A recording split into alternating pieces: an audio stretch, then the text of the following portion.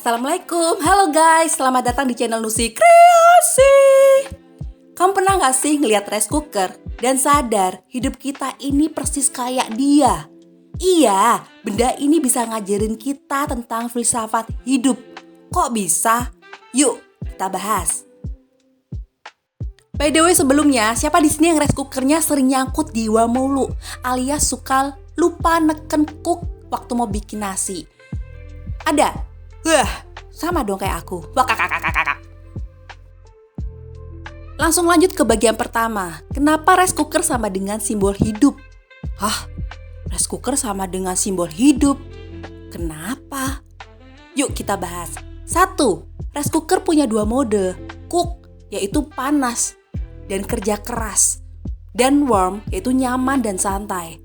Nah, hidup kita juga gitu loh. Gak bisa terus-terusan di cook, bisa gosong.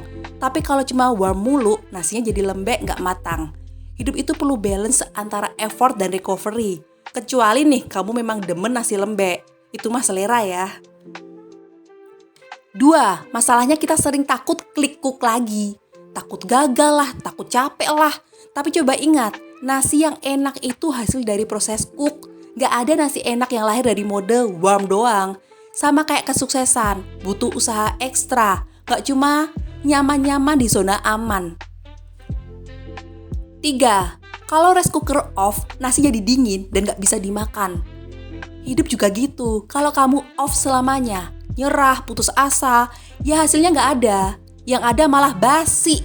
Jadi selama masih ada beras, yaitu kesempatan, dan listrik, yaitu semangat, jangan matiin rice cooker hidup kamu. Yuk lanjut ke bagian kedua, belajar dari rice cooker biar hidup matang. 1. Belajar, rice cooker itu sabar, gak langsung matang dalam 2 menit. Kamu harus nunggu. Nah, hidup juga butuh proses. Generasi sekarang pengennya instan, pokoknya viral dalam 1 hari. Padahal kayak nasi, butuh waktu biar matang. Delayed gratification, itu kunci sukses. Pembelajaran kedua, kalau rice cooker bunyi tik, tik, tik, itu tanda udah matang. Ya, walaupun tergantung ya, masing-masing rice cooker bunyinya beda kalau udah matang. Disesuaikan sama di rumah masing-masing aja ya. Intinya hidup juga punya tanda. Kalau kamu udah berusaha maksimal, suatu saat bakal ada tik, tik, tik keajaiban. Tapi jangan cuma dengerin bunyi rice cooker orang lain, fokus sama proses kamu sendiri. Pembelajaran ketiga, rice cooker bisa ngatur diri sendiri, mati otomatis kalau udah matang. Kita seringnya overwork sampai gosong. Makanya, belajar dari rice cooker, tahu kapan harus berhenti. Self-awareness itu penting, jangan sampai kamu jadi nasi gosong. Lanjut ke bagian ketiga, hidup lebih enak dengan pola rice cooker. Nah loh, pola rice cooker, apalagi nih?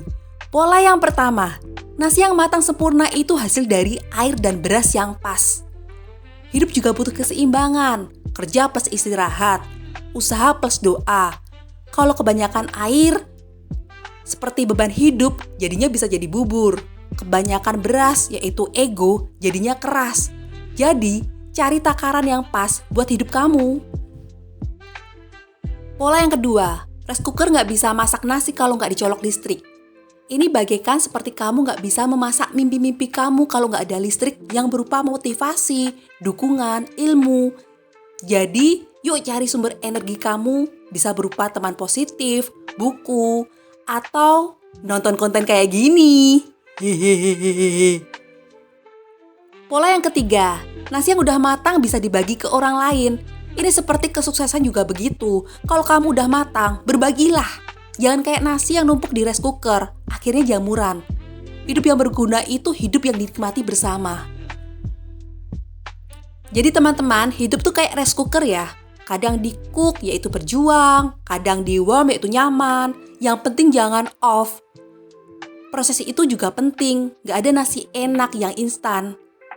Dan yang paling penting, jangan sampai hidup lu gosong kayak nasi aku seminggu yang lalu. Hehehe.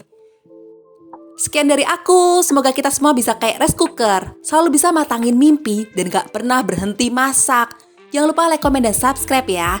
Wassalamualaikum, terima kasih semuanya.